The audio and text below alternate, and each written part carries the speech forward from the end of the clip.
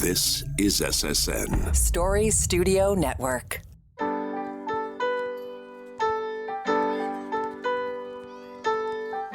Hi, my name is Pamela Fuselli, and I'm the host of Popping the Bubble Wrap.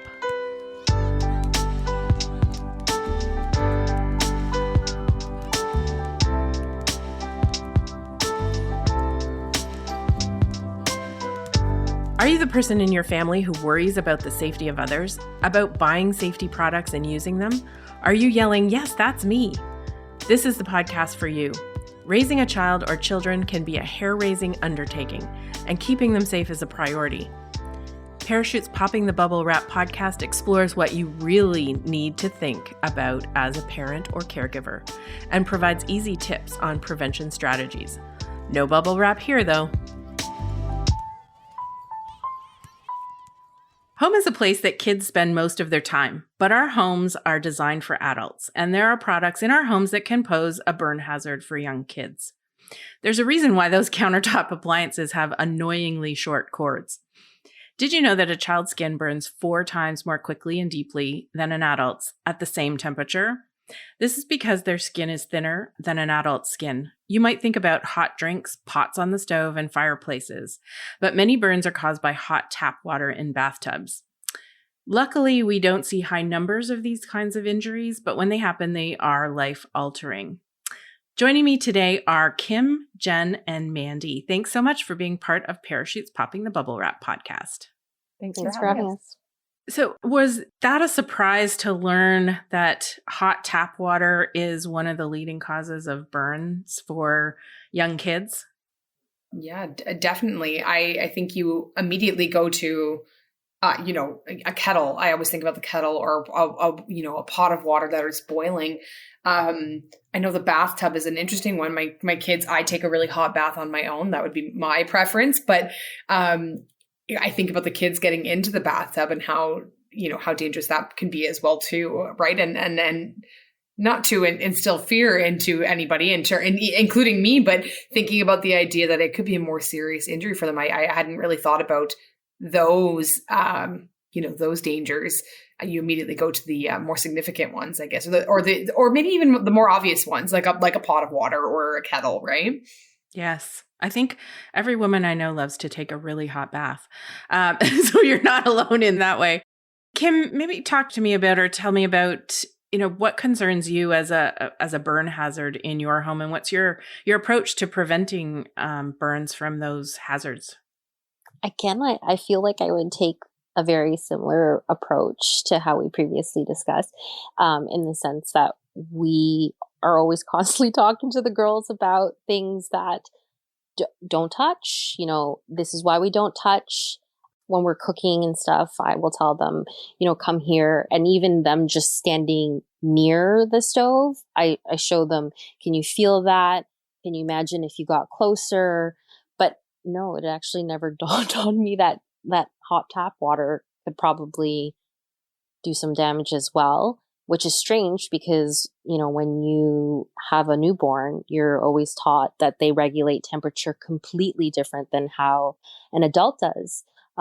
So while you think you might be doing some good by bundling them up on a fall day, you may be doing them more of a disservice than you are doing them a favor. So it's interesting that you raise that point, because I as well that's not where I go when I think of a burn. Yeah. You think of, spilling a cup of hot tea or, a pot full of water, if you're doing, pasta or vegetables or whatever, and then fireplaces. I don't know, Jenn, what are some of the things that you think about? I know you have a young girl, 2 years old, a young daughter. Do you have a fireplace, or is that something that you worry about, or are there other things in your house that concern you? We don't have a fireplace, but we do a lot of camping. We've spent the better part of the summer camping, and for us, bonfire safety has always been an important part. I remember as a kid camping with some family friends, and the little boy was running around without a diaper and fell backwards onto the campfire, and has to this day apparently like grill marks on his behind. So I remember as a kid being there in that situation, and so that's always been kind of a concern of mine. We've been taking Elliot around campfires since she was really little. Since not in the smoke and everything, but keeping her kind of aware of what's going on. I think, unfortunately, and I feel the same way about falls. I feel the same way about some other kind of households injury possibilities, that I would rather give her the tools to know how to recognize some of this stuff herself before kind of having to intervene. And so, with the bonfires, we every once in a while we'll have to remind her to walk around the outside of the chairs. But for the most part, we've raised her so in a way that she kind of knows where she's allowed to go, and the fact that it's hot. It's the same with hot coffee, because that's my thing, is I always have a cup of hot coffee on me. And now when we're playing tea or we're playing coffee or whatever, she'll bring me a cup of coffee and she'll say, "Oh, Mommy, it's hot coffee." And so I think kind of getting her exposed to what it means to have a hot beverage or to have a hot piece of food, and to know what her comfort level is in being able to consume it. Yeah. And you want them around, they want to be around you. You want them to be around you, and you want them involved with some of the things that you're doing. So, Kim, you talked about having the girls in the kitchen, and you do want them involved. And Mandy, I don't know whether your kids like to help you in the kitchen, but are there some things that you would put in place, to make sure that they can be engaged and help you and have fun, but be safe, especially from some of the burn hazards? Yeah, absolutely. My kids love to cook with me, and it's one of our, I actually think it's one of our times that we bond together the most. So we've been, like Jenn mentioned, talking about concerns or things to be cautious of since they were kids. I love the blowing. I've got a video of my son at maybe about Jenn's daughter's age doing the same thing, blowing on hot tea as well. One thing that I always have done, and it's just been ingrained in me, because I've heard a story. It was a friend whose sister pulled the pot down by the handle. And it was, it's quite a bad burn. I have always turned the pot inside. So the handle is always on the inside. I use the back burners.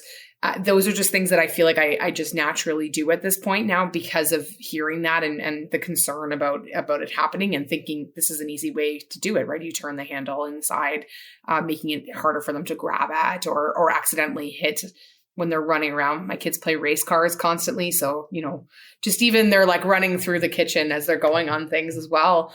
And they've always been able to come up on the counter and cook with me, but trying to talk to them and making them, like you said, aware about what they need to be cautious of on their own, so that they're familiar with it. Because like all the other elements of safety, you won't always be there to do these things, and you want them to recognize, Kim, I think you mentioned that you want them to recognize what the concern is, so that they can be aware of what's going on as well too. So, talking about things that are hot, talking about the color of the stove too, so that if the stove turns red, that means that it's hot, or it's hot afterwards as well. So lots of conversations, of course. Yeah. Kim, do you have a fireplace? We do not have a fireplace, Okay. but we have one at the cottage. So the girls were significantly younger when we first got the cottage. So the same rule that we have here at home for the kitchen, if they're not involved with cooking, they have a parameter. So they know, like, when mom's in the kitchen or we're at the cottage and we've used the fireplace, they have a parameter that, okay, during this time frame, you're not allowed to approach it because of these reasons. And like, even if it's not on, if we've recently used it, it's still fairly hot. And we actually have friends of one of our relatives who their 2-year-old daughter went up to a fireplace at a cottage that they were renting, and they had used it maybe about an hour before, and she had placed her hands on the glass and she got a really severe burn on her palms. So that's why I've always just taught them, here's your parameter. So like, even as an example, like when they're running through, I don't want them to accidentally slide or throw a toy onto the stove. So that's why I have found that having a parameter approach has been very helpful. But then even too, like, I still want them to have like a sense of independence. So for us, with washing hands, I'm not always standing there when they run into the bathroom to wash their hands. So it's very easy for them to tilt the tap a little further into the hot. So we've taught them like a way to check before you stick your hand fully underneath. Showing Charlie, because she can't identify stuff first, like the colors sometimes on the faucet that they have, like the red means it's going to be hotter and cold is going to be a little cooler.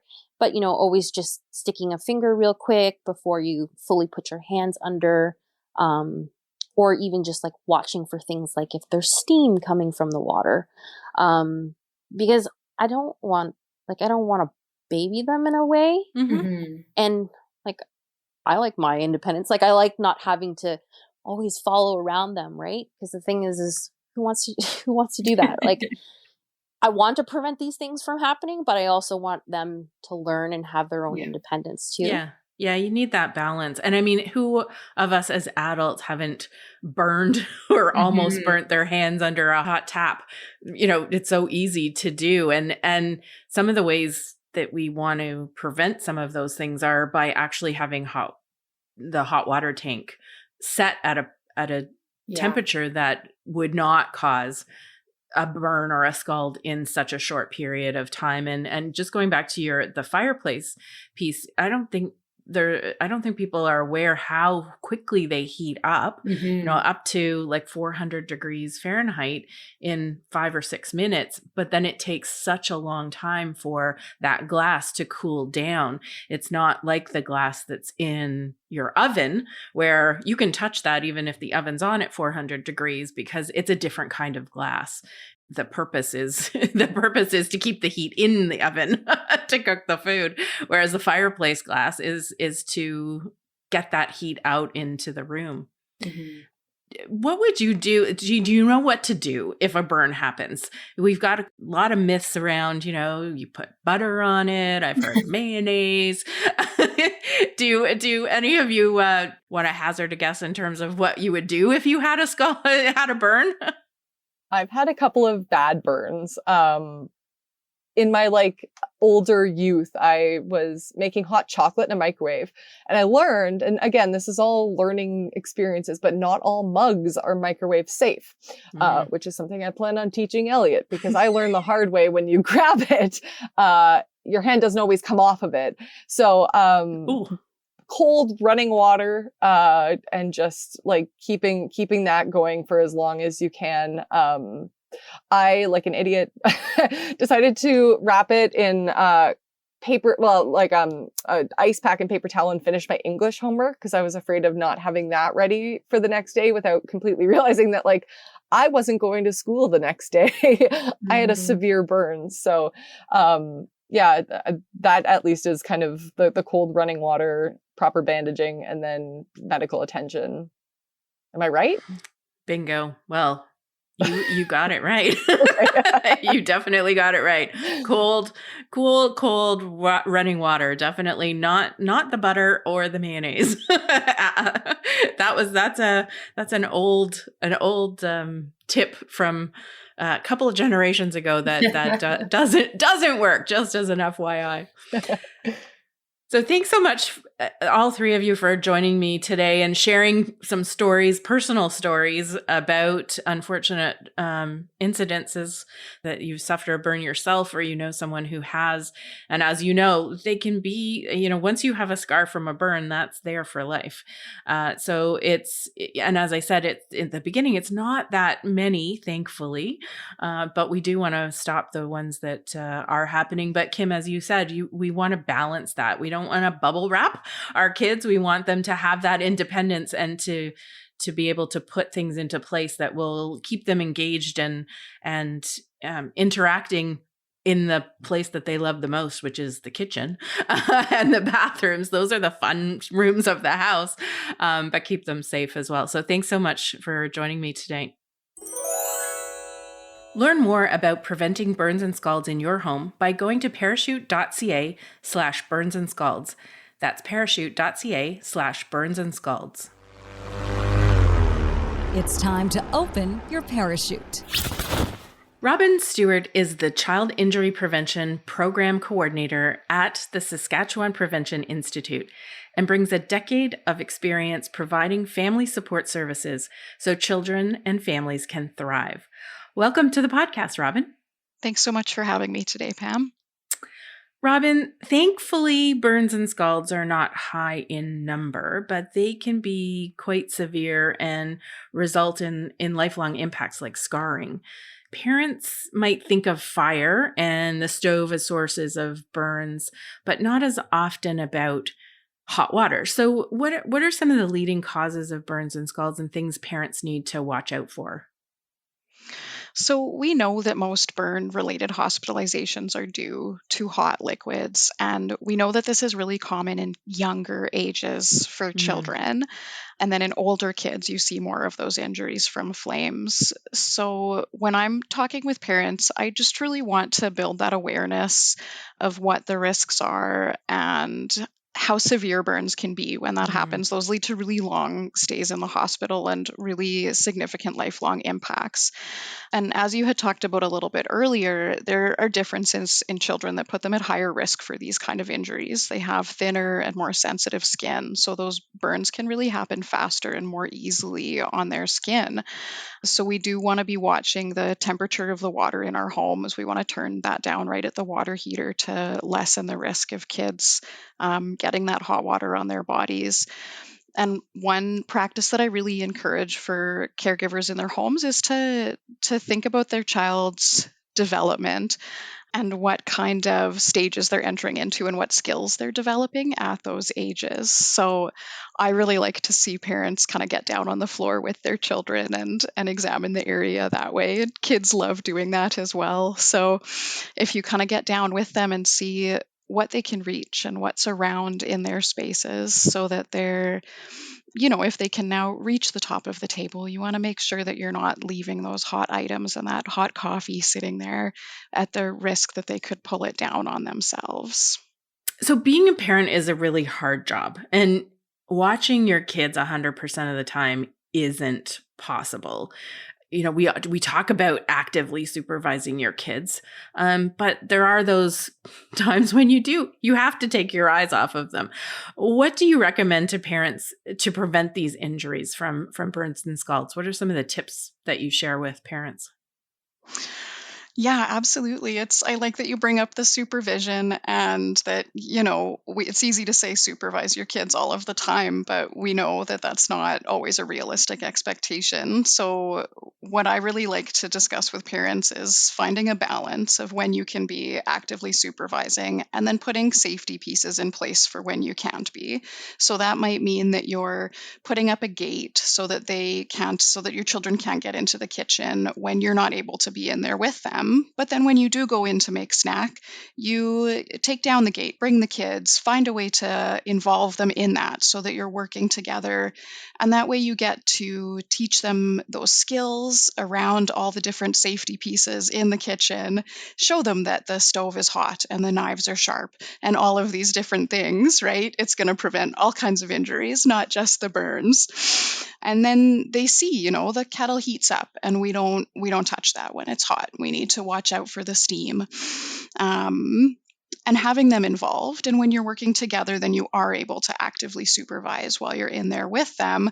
But then when you're focusing on cooking, maybe you need to put the gate back up and put them kind of in the living room where they have a safe play space away from those hot items.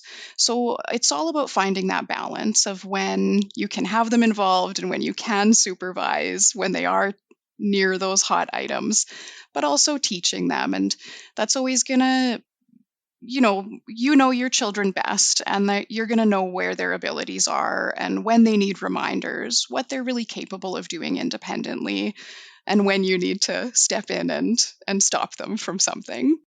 I think that's so important. And a theme that runs through this podcast is popping the bubble wrap. You want kids to be active engaged in cooking and things that are going on in the house at different stages that where appropriate. And, how do you engage them in cooking and being in the kitchen, which is such an attractive room for kids. There's so much. I mean, from the Tupperware and the wooden spoons that they can play with, all the way to helping mom or dad or grandma cook or bake. They want to be involved, and there's ways to engage them in that without exposing them to a hazard like the boiling water, the kettle, and the really hot tea or coffee or soup, anything like that, or the burns that they could sustain from the stovetop. So really important information for parents and things for them to think about. And I hope that a number of them, after listening to this podcast, are going to get down on their hands and knees, see their kitchen, especially and bathroom, and from the eyes of their kids, and what could be very attractive to them, but could be very dangerous. So thank you for joining me today. Thanks so much for having me.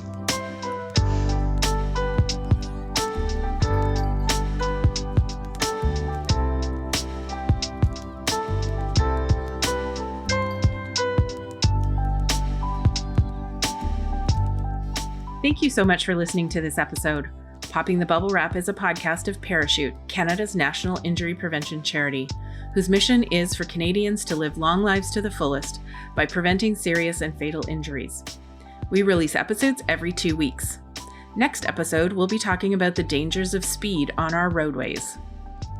Help us reach parents and caregivers by sharing this link with your friends and family and giving us a 5-star review wherever you listen to your podcasts.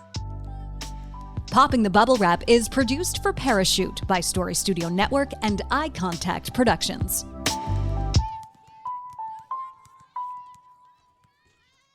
This is Story Studio Network.